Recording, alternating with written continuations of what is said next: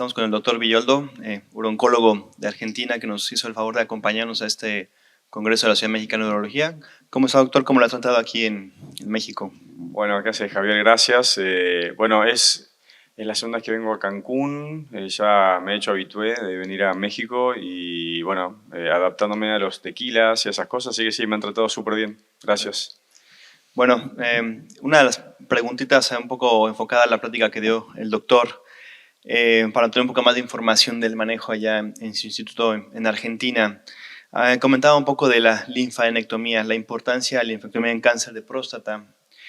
¿Qué hace usted, doctor, independientemente de las guías internacionales o lo que está avalado, en la importancia de la linfadenectomía, sobre todo en riesgos intermedios o altos en cáncer de próstata? Sí, mira, hay siempre todo un debate con respecto a cuál es el rol de las linfadenectomías en general. En algunos tumores de algunos órganos tiene un peso más importante en cuanto a la estadificación exclusivamente, en otros también es terapéutica. En próstata nos hemos debatido sobre cuál es el rol de la linfadenectomía y hay algunos ensayos clínicos que reportaron ningún beneficio en supervivencia global. Acá la pregunta es si uno es un talibán de la supervivencia global. En ese sentido es si cada cosa que evaluamos tiene que impactar en supervivencia global o no.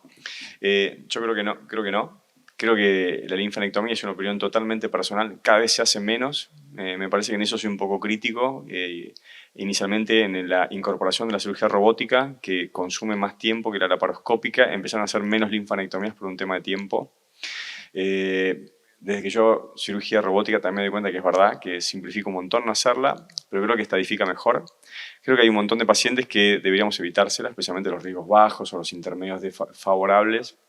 Pero los pacientes que tienen, me parece, patrón 4, o sea, riesgos desfavorables o cribiforme, o sea, que son pacientes con características de mal pronóstico, me parece que, más allá que es baja la incidencia de enfermedad metastásica, creo que sirve para estadificar y para saber un poco más. Y para mí, creo que te ayuda a tomar alguna decisión con respecto a si esos pacientes recaen, es un poco lo que hablé en la charla hoy, si vamos a irradiar o no la pelvis. Entonces tenés algo resuelto en cuanto a la precisión de la radiación y a la toxicidad. No es lo mismo la radiación del lecho que hacer radiación del lecho y pelvis.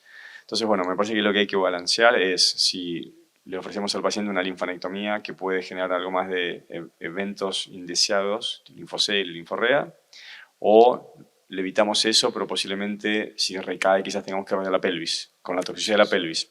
Eso no está, ese estudio no existe, así que creo que por ahora es sentido común. Sí, perfecto. Sobre todo hablando de los altos riesgos, muchas veces en la patología final tenemos T3B, márgenes positivos.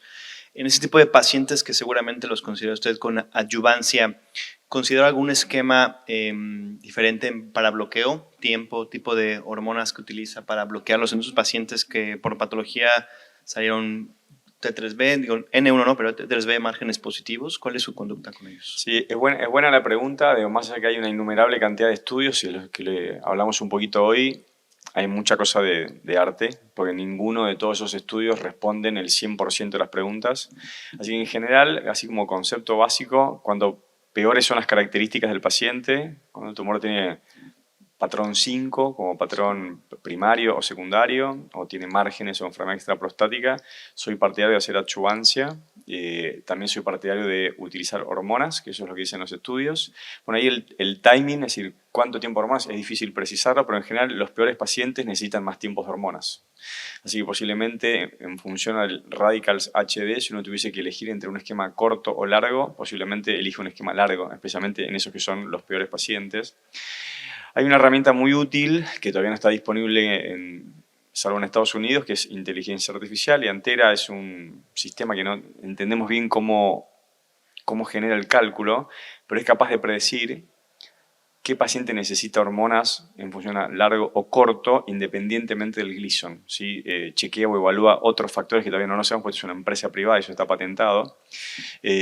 Quizás eso en el futuro nos pueda dar un poquito más de precisión sobre cuál es el tiempo óptimo de hormonoterapia, y quizás también la incorporación de estas plataformas como Decipher nos puede ayudar en función a si tiene un score de riesgo alto o de riesgo bajo o intermedio. Entonces todos los pacientes con riesgo alto deberían hacer el tratamiento.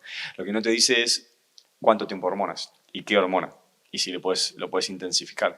Entonces yo creo que cuanto peor, tenés que hacer más, que son los que más se benefician. Entonces tenés que hacer radiación en el lecho como mínimo, o lecho y pelvis en función a... Hay varios nomogramas que se pueden utilizar. hay que usar hormonas, es mejor más tiempo que menos tiempo. Acá la pregunta es si está bien usar las nuevas hormonas o no usarlas, como en el estudio fórmulas que intensificaron con apalutamida. Bueno, está difícil. Yo la verdad que en general los pacientes que intensifico no son a estos, sino son los que tienen persistencia PSA, que también entraron al estudio fórmula, también. Es discutible si lo que yo digo es así o no, pero eso, cuanto peor es el paciente, más escalo el tratamiento. O sea, con la persistencia usted está radiando y lo intensifica aparte de bloqueo más. Sí, eso en general un poco basado en una de las ramas del Stampede, que era para enfermedad no metastásica o localizada. Había un grupito pequeño de pacientes como estos que estamos nombrando, así que a esos pacientes les hago 3 años de hormonas y 2 años de abiraterona con prednisona. Perfecto. Pues muchas gracias, doctor. Es un placer. Esperemos verlo aquí el próximo año, los próximos años en el Congreso. Al contrario, gracias a ustedes.